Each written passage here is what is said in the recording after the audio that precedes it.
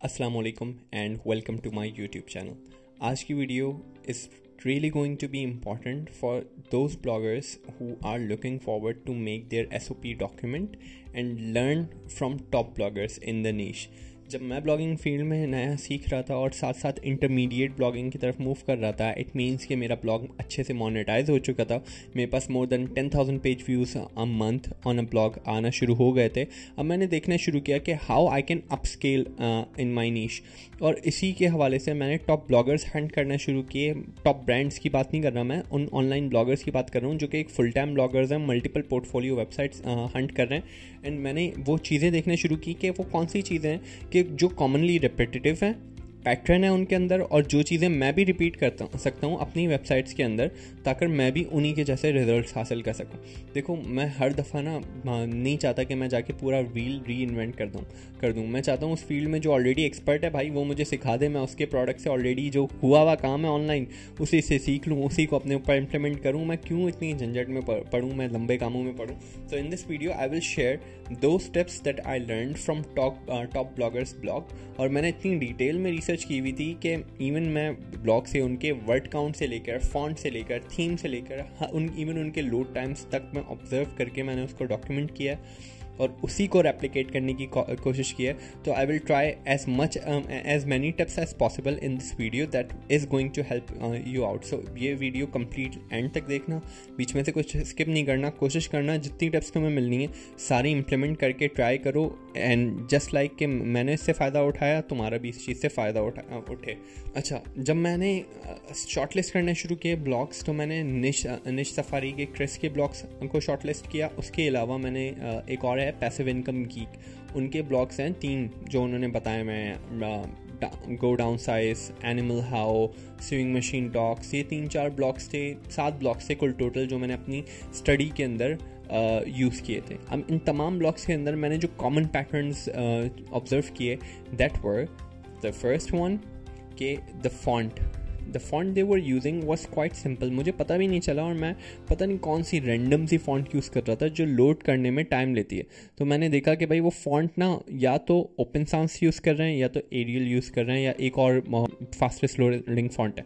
तो मैंने जाके ऑनलाइन सर्च करना शुरू किया which was the most fastest loading font on available on Google.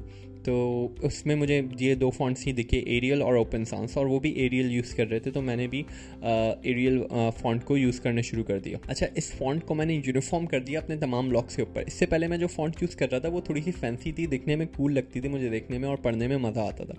लेकिन द थिंग इज़ कि in on your blog you don't have to consider those things जो तुम्हें अच्छी लग रही है। द थिंग इज़ कि जो चीज़ तुम्हारी ऑडियंस के लिए मोस्ट फेवरेबल है और जिस चीज़ से पैसा ज़्यादा अंदर आता है, उस चीज़ को मैं प्रेफर करूँगा। मुझे नहीं चाहिए भाई मेरा ब्लॉग मेरी नज़र में घटिया दिखता है लेकिन ऑडियंस को अच्छा लगता है, वो उसको पैसे बना के देती है, तो मेरे लिए बेहतरीन चीज़ वही है। तो I will go with that. तो I simply changed my font to which they were using, और इससे मैंने स्पीड के अंदर चेंजेस कैलकुलेट करे कि मैं स्क्रिप्ट लोडिंग टाइम उनके साथ मैच कर सकूं, मेरा फॉन्ट जल्दी विजिबल हो। उसके अलावा जो गूगल फॉन्ट्स हैं उसको मैंने डिसेबल कर दिया। उसके साथ साथ मैंने function.php की फ़ाइल में जाके एक छोटा सा कोड ऑनलाइन देख के पेस्ट कर दिया, जिससे मेरी गूगल फॉन्ट्स की लोडिंग टोटली ही ब्राउज़र से डिसेबल हो जाए।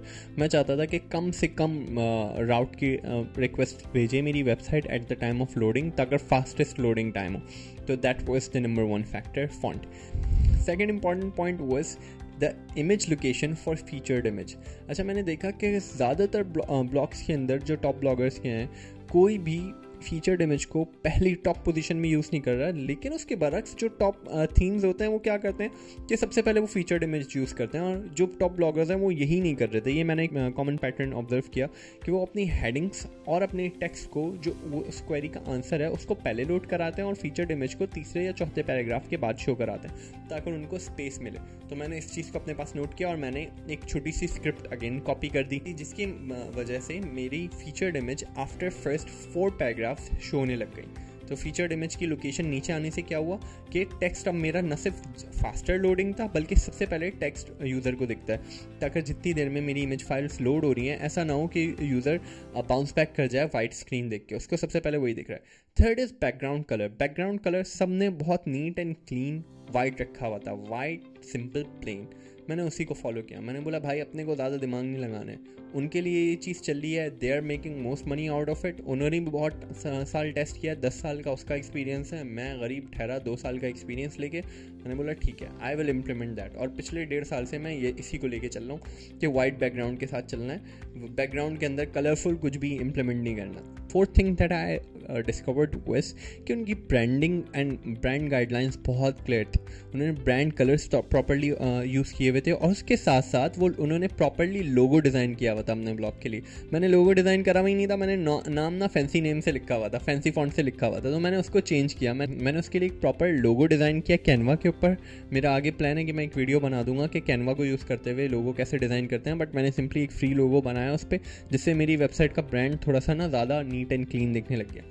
अच्छा, fifth important point is, other than that, their ad placement was so perfect। मैंने उस चीज़ को भी नोट डाउन किया कि वो ऐड कितने दिखा रहे हैं। मैंने देखा कि वो top of the page ad run नहीं करते, वो पहला ऐड दिखाते हैं अपने फर्स्ट पैराग्राफ के बाद। तो मैंने भी वही पैटर्न यूज़ करना शुरू किया। इसी वजह से उनके कोर वाइटल्स के ऊपर स्कोर इतने अमेजिंग थे। आई वॉज सो हैप्पी कि मैं जब उनको स्कैन कर रहा था कि तो वो ज़्यादातर उनके ब्लॉग्स जो थे कोर वाइटल्स के ऊपर टॉप 90s के अंदर स्कोर दे रहे थे। एंड मैं खुद भी, मेरा टारगेट था कि मैं इसी स्कोर्स पे पहुंचूं, तो मैंने यही किया कि मैंने एड्स को पहले लोड कराना बेहतर नहीं समझा, रादर मैंने उनको नीचे शिफ्ट कर दिए, वो बॉटम ऑफ द पेज पे चलें, इन पेज एड्स चलें, आफ्टर फर्स्ट और सेकंड पैराग्राफ एड्स लोड होना शुरू हों। माई sixth observation on their blog was featured snippet targeting paragraphs।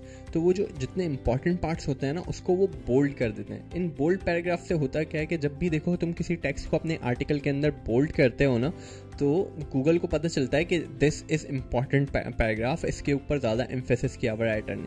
इससे होगा क्या कि गूगल भी उसको स्कैन करेगा, और जहाँ पे भी फीचर्ड इमेज के अंदर वो फीचर्ड स्निपेट के अंदर वो टारगेट हो रहा होगा ना, वो उसको वहाँ पे उस प्लेसमेंट में एटलीस्ट हायर पोजीशन पे आने का मौका देगा। तो हो सकता है तुम्हारा आर्टिकल फर्स्ट पोजीशन पे रैंक ना हो, लेकिन उसका कोई एक आंसर पैरा फर्स्ट पोजीशन पे या 0 पोजीशन, जैसे मैं कहता हूँ टॉप फीचर्ड स्निपेट पोजीशन के ऊपर तुम्हारे पास रैंक कर जाए। तो that is an opportunity that they were caching.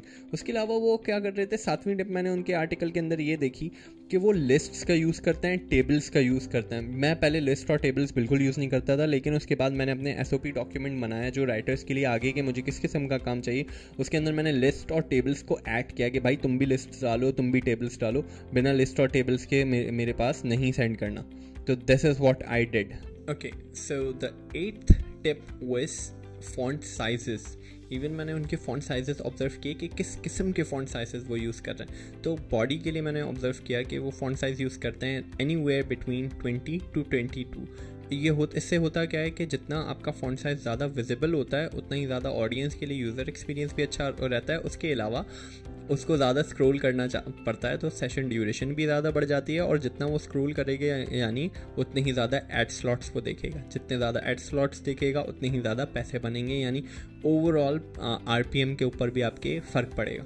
तो जो बॉडी फॉन्ट साइज़ है उसको 22 रख देना है। हेडिंग H1, H2, H3 के हेडिंग साइजेस को भी इम्प्रूव कर देना, like your H1 can be 56, H2 can be 48, H3 can be 38, H4 can be anywhere in 20s, इस तरीके से।